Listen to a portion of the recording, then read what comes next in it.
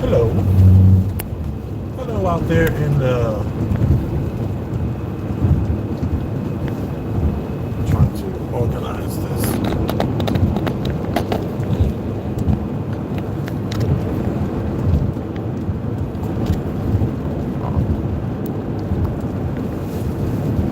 I just got off the phone with my cousin. I gotta take a sip of water. I should have done this before going live. Some mineral water from Aldi's.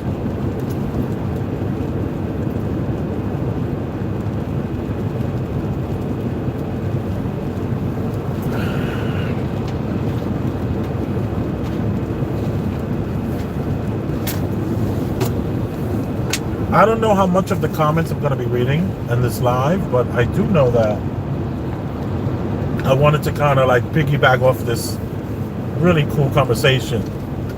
Rob Lowe, I can see you. Who I just called randomly. After me, can I keep it real? Like there's been times where this particular cousin of mine's, we see each other. We did about 20 years where we saw each other at least once a week, twice a week. And this last 10 years though, you know, once we had the children, things change, you know, you're not going out as much. And mind you, this person has remained single for the most of this time. And my phone is shaking. I don't like that it's shaking. Look, the rest of the car is not shaking. I'm going straight perfectly. But I see the phone shaking. I guess you're gonna have a little bit of a shaky phone, y'all. And these particular glasses don't have the anti-glare, so you won't be able to see my eyes unless I go like that. Maybe if I close this. No. Yeah, I didn't put the anti-glare on these glasses because they all rub off after 2 years. And I'm not spending the price that I spent on these glasses to have the anti-glare rubbing off. Well, to be fair, most people that buy these kind of glasses, they have several to choose from, so they don't really have to worry too much about, you know, rubbing them so much that the anti-glare starts to flake, and it always flakes right in your line of sight. It's really, really. So these pair, I do not have the anti-glare, whereas I have anti-glare, I think, in these, but there's no sun out. And honestly,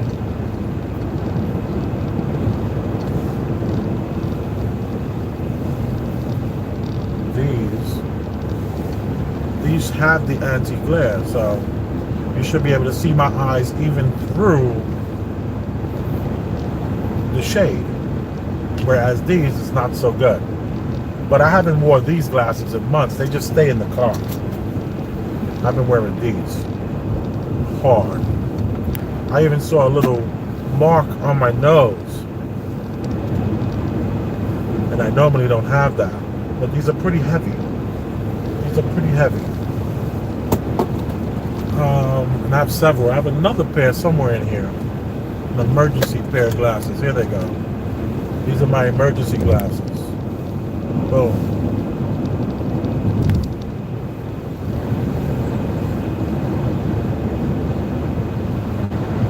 Come on over, baby. So, I like to have options. And what's cool is that my cousin just told me to come by and choose from his collection.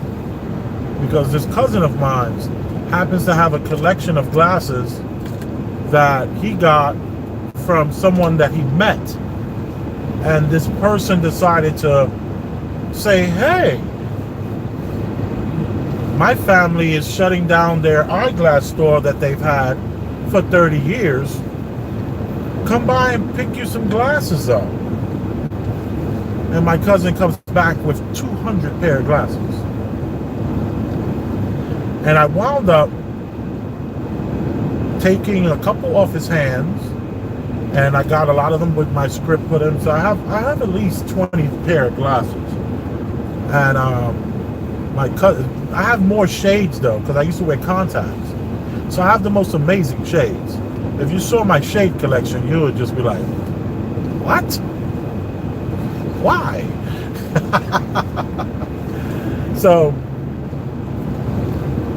I need another sip of water. So my cousin and I, we were having, well, this is all, I'm going to parlay this introduction to the title. And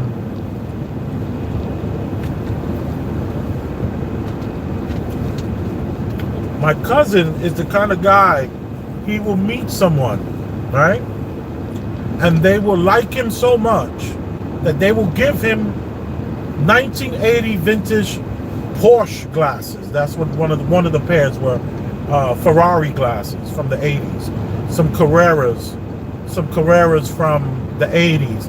I have some in that collection. They were, I think they're rose gold glasses, weighing at like 200 grams.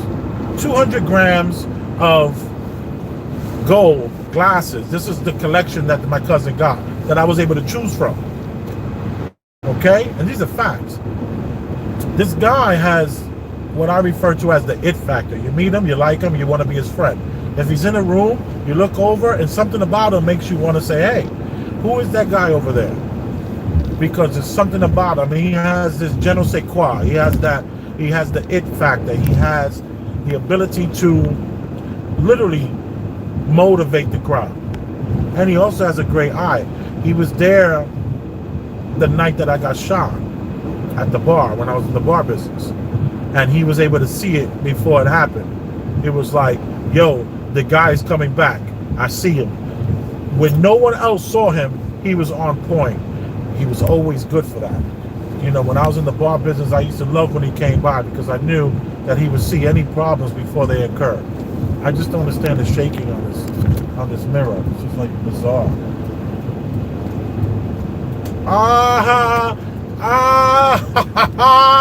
That Porsche that was honking at me because I'm going the speed limit, and he got pissed and is yelling at me.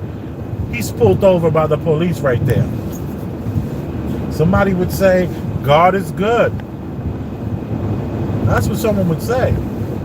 That this is a good opportunity to thank God for that kind of a karma. I mean, the guy was like so aggressive, honking at me, and I didn't know what he was honking for. I was like, what's going on? And then he's like yelling and screaming. Look at him. 10 miles up the road, he's pulled over in his beautiful Porsche. The Porsche was beautiful. And he was wearing like some kind of cool sweater, cashmere, I'm sure. He can afford the ticket. No big deal. So I go to speed limit. I don't speed. And all right. Yeah, that's just a lot of shake. What the hell? That's a lot of shaking. We're back. I was able to keep a few of you guys. Appreciate that. Just totally buffering. I'm going upstate New York. So now, my cousin, who's this, like, got the it factor, this amazing kind of person, first time you meet him, you're like, whoa, who is this guy? I really like him. I want to be friends with him. This particular cousin of mine, we were talking, and we were speaking on, we were talking about different things, and one of the things that came up was traveling the country. And me traveling this country, I learned that racism is more like media based than it is reality. And how you get the most racist person who believes that they're racist, who believes that wholeheartedly, they hear someone screaming for help, and they run and they go help them, and they jump in the lake and they pull the person out. Just so happened this person was maybe someone they thought they were racist against. You know, two racists walk in a bar opposite each other. You know, like, one guy believes, or one girl believes that they're racist against this person, and this person believes they're racist against that person. And you get them in a bar, and within 15 minutes, they're buying each other drinks. It's the way my life experience has proven to me. Is that anecdotal? Are there not enough research to substantiate this? Absolutely. Absolutely. Yes, this is just my experience, my life, my wisdom, and what I'm seeing the world through, the lenses. But I'm also well aware of propaganda. That I'm also very, very aware. And I know that I've broken down in the middle of an Indian reservation and had what I was told, if you break down on the road, the Indians, they start taking apart your car. This is what I was told. I was told that if you break down on the Indian reservation, the Indians are not going to hurt you or attack you, but they're going to show up with tools, and these tools will be to take apart your car, the fenders, the lights, whatever you have of value. And I was driving in a camper, not in a camper. I was towing a camper. I broke down on the Indian reservation, and the Indian reservation I broke down on was 100 miles in front of me and 100 miles behind me in South Dakota. I'm with the family, with the kids, and what happened, the guy, just so happened to break down not too far from someone's house. The guy runs down with the chain and the pickup truck, and no, first he was on his horse. He came through on the horse. Wanted to know we were all right. We were like, yeah, we're all right. Then he goes down a ditch, comes up with the horse, locks the horse up, comes back, and tows me off the road. Because he's like, I don't want to send my truck to come off that bump, because, the road was real bumpy like this. It was really cool. And it was so great. I was just gliding on that road, going about 50. And then the transmission I just felt it when I accelerated. It wouldn't move forward. And each house is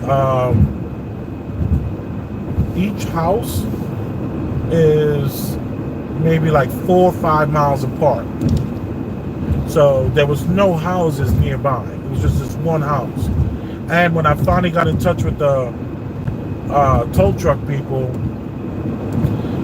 and they had to travel 120 miles to get to me.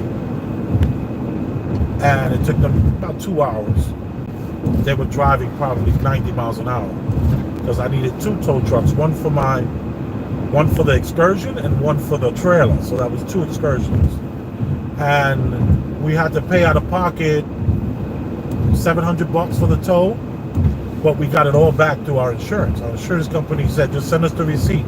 And boom, then they told us, yeah, we'll just take off your next 2 months.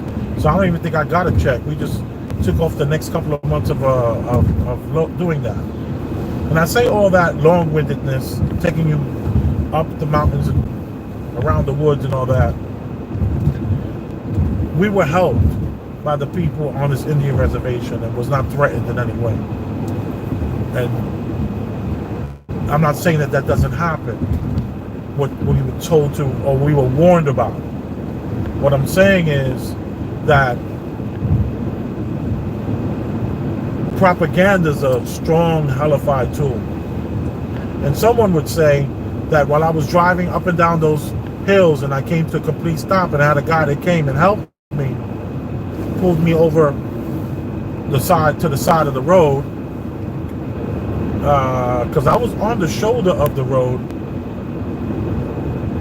but it was a very narrow shoulder. He backed me up into almost like a driveway kind of a space. And my kids played with his kids. And he was like, be careful with the rattlesnakes. Make sure the dogs go out. So they had the 3 dogs will play right around where all the kids were. So then the dogs' jobs were to, wherever the children were, they would like create a circle to stop rattlesnakes or venomous, poisonous snakes. I was like, what? I still let the kids play with it. So now, some might think that was God. That was God that made me, help me stop in front of this person's house. Whereas, had I stopped, you know, further or whatever have you, and then maybe it was it God that, or our phone that we had a phone signal? We didn't have a phone signal. The guy had to use his phone to call the tow truck for us because there was no signals. So that might have been God too.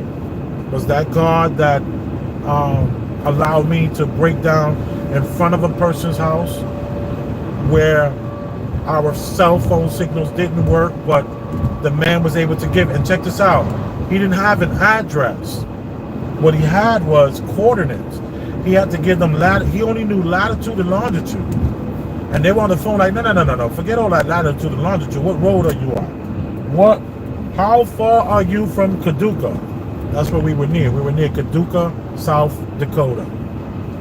And he was like, I don't even know. And they were like, where's the sun setting on your road? And he says, the sun is setting to the east, right? And they were like, well, can you see the sun? And he said, the sun is to my back. And they're like, okay, we're 2 hours away. We're on our way. We know exactly where you are. This is a true story. It's blowing my mind that I remember these details like this.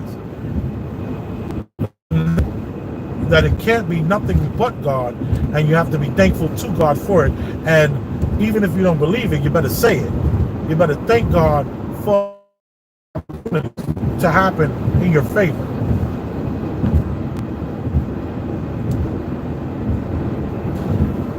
Here's another thing though. I wrote down my trip and what I wanted to see and do, that was the time of the eclipse. When we wanted to be where we had the eclipse in totality, 2 minutes and 31 seconds kind of a thing. And let me tell you, after about a minute, you're kind of over it. Respectfully, I say that respectfully. And I did it with the naked eye. My kids did it with the naked eye. Wifey did it with the naked eye. And check this out, after a minute, everyone around us did it with the naked eye. And there was about 50 people around us. I have video of it. I have proof that despite what the media says, there's some people that will face reality, look around them and say, well, they seem to be okay. Let me go for it. And we looked up and saw that fire all around that sphere. It wasn't the moon, but it was some sort of sphere in the sky. Maybe some dormant moon or something like that. That's a story for another day. So, was that God? And I've been telling my cousin, and I say this respectfully, on Facebook, I took a couple of pictures, and I refer to them as I'm talking about my cousin, and I'm talking about this particular cousin, and I put down his name inspired photos. He inspired these photos. He takes these amazing photos for his Instagram and for his Facebook. And me knowing him, it's just like, I love it. I just think it's so hilarious. I'm just like, wow, look how great these pictures are. But for a very long time, I used to have these like spats with my cousin about how great he is, and I would want him to question whether or not he was living up to his greatness. And I always felt this sense of like, dude, you're too nice. You're too nice. Like to an employer. He was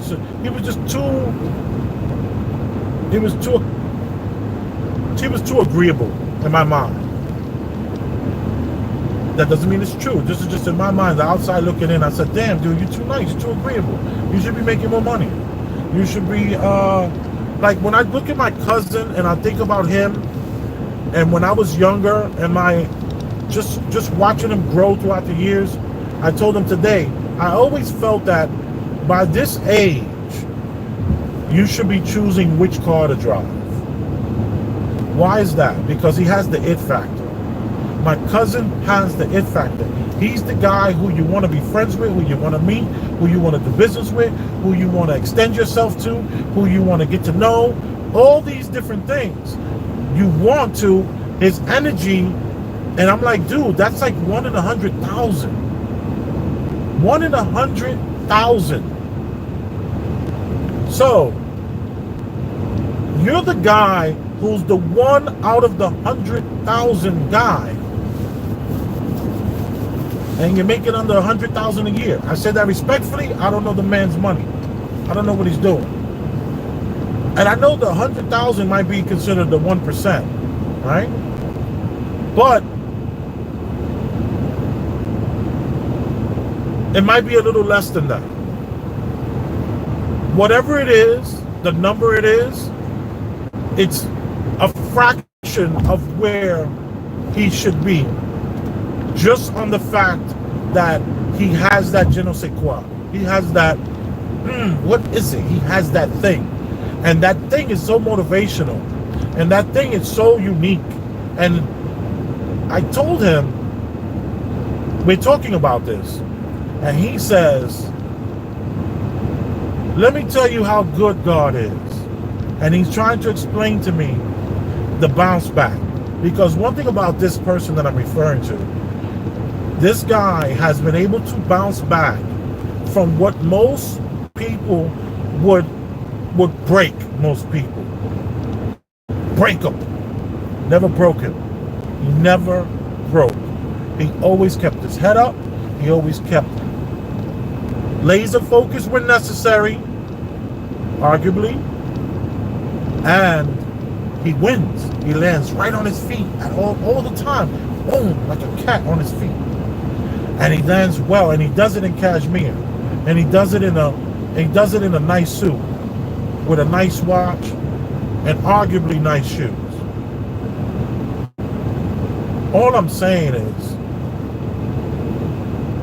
I cut him off a little bit. I was like, let me just get in here. And I told him that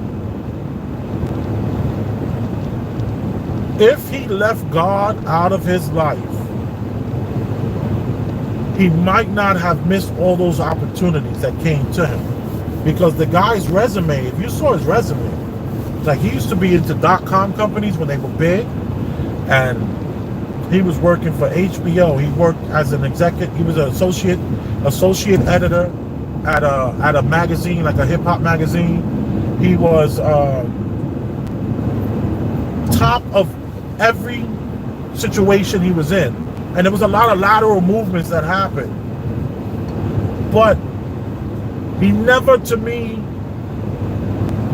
even though he claims he's content, his life is great, and he wouldn't change anything, right?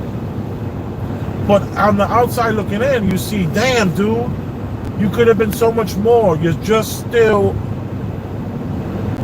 above average. When you could have excelled, and you could have been, or you still have time, but he could have kind of been, in my mind, in my eyes, like he could have been in charge of a whole community. Like he could have run for office. You know, he could have run for office. I remember years ago, I was like, yo, dude, why don't you just be a cop for 4 years and then get into public office? He was like, are you crazy? I was like, all right, I'm just saying. You know, like you could just run, like he could have been use the cop as the background to get into office. But, and that was when we was in our 20s, I had told him that. So now, we're both the same age now. He just became my age, and because I'm like 6 months older than him. But our parents, they're sisters. Our mothers are sisters that were pregnant together. You know, so that's kind of cool to know. And so I'm 6 months older than him, and I was just talking to him about God, and how my life has changed so much, especially with my children. And I used to feel really guilty for having these thoughts. I would have these thoughts about kind of like backing away from God a little bit. Like, I just felt that, and I told him that, could God be your cushion? Could God be the cushion that has allowed you to fail all these years? Could God have been the cushion in your life that never had you take that next step and move forward? Could God be the one that you relied on? So, of course, you know, that's a very touchy subject. You know, I would never, ever denounce God. God is the reason why this and that, this and that, all these great things. And I'm just like, listen to me carefully. I'm not saying to get rid of God. And I gave him an analogy that I thought, I was like patting myself on the back about this analogy that I'm about to share. And what I'm saying is that God, let's look at God as the power plant, right? God is the power plant. And when you go home and you turn on the light switch, you don't thank God for the light switch, the light turning on. When you plug in your toaster, you got your refrigerators running. Your refrigerator's running, it's using the power from the power plant. So can you look at God as the power plant and respect that God is doing his job, and God is working so that, you know, the world, the earth, whatever, the people, whoever believe in him, whatever. I say, you can still donate to the church. You can still show up with your kids all nice, because, you know, he's gonna want to wear the hand-painted bow tie. You know, he's gonna have the hand-painted bow tie with the amazing what's the glasses he just got? He got a pair of buffalo horn. He's wearing buffalo horn handmade glasses, hand polished. Like mine's are probably just hand polished. He's gonna do hand polished, handmade, and he got his glasses engraved. Fly, like GQ magazine fly. So I'm telling you, have God as your power plant doing his work. But anytime you have a question or you need anything, no more praying. Oh, look, that's the Porsche. That's the Porsche that was messing with me.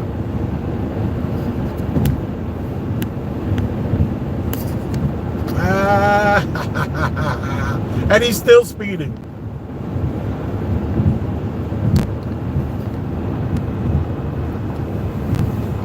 I should drive by and go, but I'm not. I want to, but I'm not. So now, what do we have? We have, let's look at God as the let's not focus on everything we need to be thanking God. Like, let's go back to that trip that I took. Was that God that positioned the car to be where it was? No. Was it just happenstance? I don't know. Were we okay? Did we make it? Yes. But whatever it is, to look within myself, look within yourself for the answer. Your inner knowing. God is the power plant. God, the power plant don't care if you thanking it every time you turn on the light switch. The power plant don't want to see you writing its letters saying, hey, thank you so much. My refrigerator's been working with no surges. Power plant don't care about none of that. And possibly God don't care about none of you. Look within yourself. Dig deep into yourself and find the answers. And let me tell you, once I started doing that, my whole life has changed. My whole life has changed. I'm even loving my woman and my children better than I did when I was into God. That's a fact.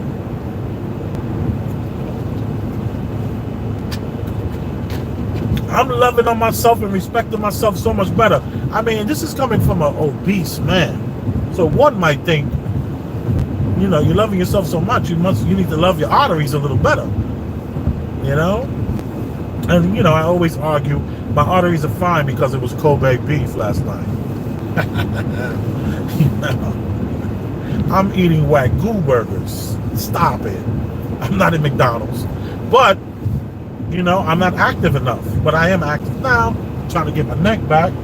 You know, this intermittent fasting is working really good.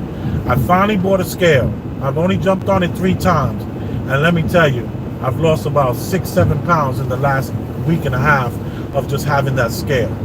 So it's almost 2 weeks of having that scale. I'm really happy with it. I'm happy what's happening. But, you know, in other words, someone would look at me and say, Nick, dude, you took risk. What are you talking about? Like, what is you not having God allowing you to do more of? Get more of? What is that? Like, how do you say that by you denouncing God, or not even denouncing God, by you saying to yourself, yo, I'm not going to partake in this. I'm not going to partake in this. I'm not going to write a letter to God and say thank you for everything you've done for me. What I'm going to do is write a letter to myself about what's going to happen next. Because what's going to happen next is that spell. I got wifey calling me. She must not know that I'm live. Let me call her. Let me hold on.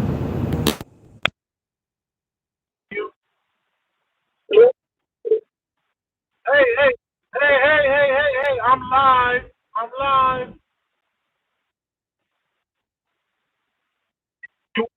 But you I guess you can still tell me. You already dropped a little bit of it. Now everyone is going to be curious. What did you say? Tell me. All right, all right. But don't beat nobody up out there. All right,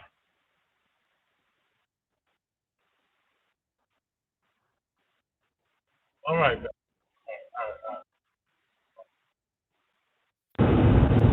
Sorry about that. I don't know if you were able to hear that, but there's obviously some drama at our new spot that we're opening. We're opening a spot that's going to basically, that's going to be where we're launching our new business.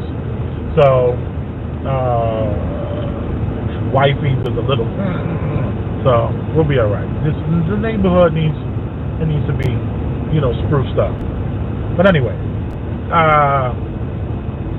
and that's going to happen in the next 30 days. So just stay tuned. You're going to see. I'm not bringing this channel step by step on the progress. I'm probably going to do another channel, which I've recorded 2 or 3 conversations with some vendors, and that's going to be part of the show. And then I'm going to, you know, I'll see. But you are appreciated.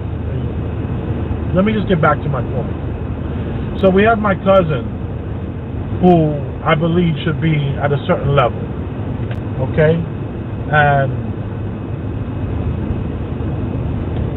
this cousin of mine, I believe, or I would argue, has allowed God to be the cushion for his failure. And what has he failed at? I don't know. I don't want to say he's not a failure, because someone else might look at his life and look at his girlfriend and look at his apartment and look at his clothes and look at the things he wears and say, you've made it.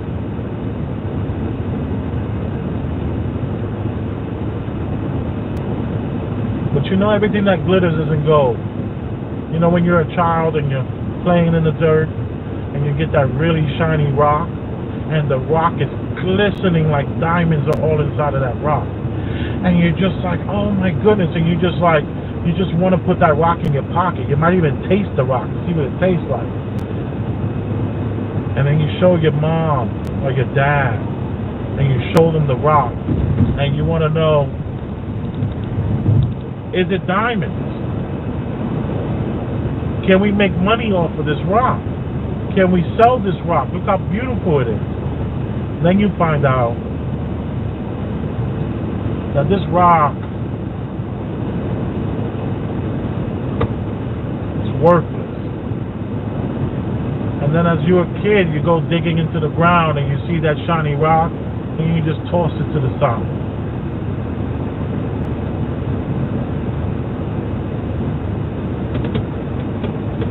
All I'm saying is just that we need to look within ourselves to find the truth. We need to look into ourselves and find what is it, why am I, who are we, where are we, when are we? A lot of questions. And we just can't let God lead us. No. We have to lead ourselves. And we have to push ourselves to win. And we have to believe in ourselves. And we have to recognize the power of words. And we have to write it down. Write down what you want, and it will happen. Because if you can see it in your mind, you can hold it in your hand.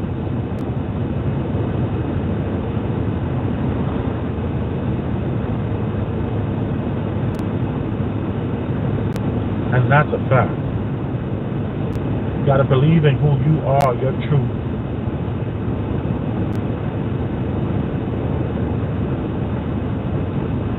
Sorry I didn't get a chance to comment to anybody on the channel. I want to kind of not lose focus, even though it probably appears that 90% of the time I'm not looking at the road, I'm looking over here.